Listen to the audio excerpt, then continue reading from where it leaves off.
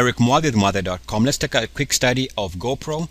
We can see the price moving here from about 25 all the way to about 95 and now as low as $17–18. So first and foremost, we can see that on the time when it was having a good bullish run was during this breakout here.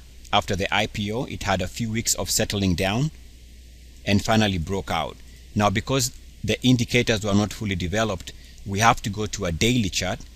Because this is a weekly chart, let's go to the daily chart to see what the daily chart looked like.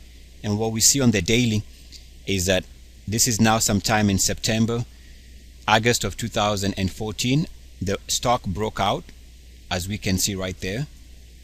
The breakout of September 2014 in price also coincided with the ultimate Muathe breakout. As you can see during this period here,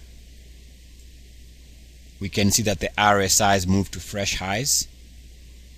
We see that also the RSI moved to a fresh high. MACDs went to a fresh high.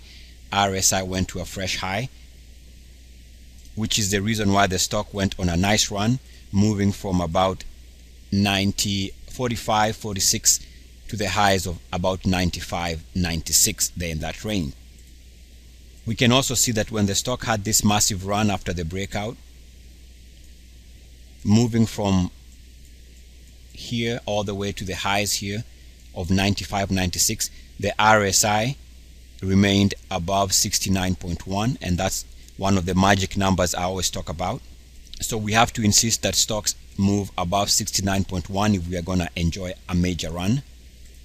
If we come back to the weekly chart, we can see that the stock broke down here, and this breakdown, if you are following me, was clearly obvious, and that was corresponding with the highs here in the 80s.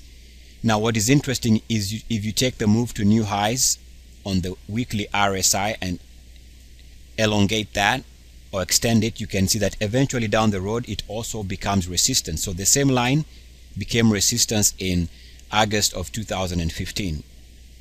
Keep in mind, if you draw the same line again, you'll notice that that line corresponds nicely with the highs here, showing resistance at about 69.1 on the weekly RSI. That was another red flag. We can also see that on the way down, the stock broke down to fresh weekly lows, and by breaking to fresh weekly lows, the stock was showing you that and telling you that it was not acting and was not going to be acting. Since then, the stock has not been below those two previous weekly closing lows. We can also see that what we always look for here is another instant why you should avoid stocks making fresh all-time lows on the RSI, this time on the weekly, because it's an IPO. So it broke to fresh all-time lows on the RSI. It also moved below 38.2 for the first time ever, which corresponds with this big drop. The stock has not been back to those levels since. So there was another red flag. Now keep in mind, this move to fresh lows here corresponded precisely with what we talk about, which is the RSI also moving to fresh lows, as you can see.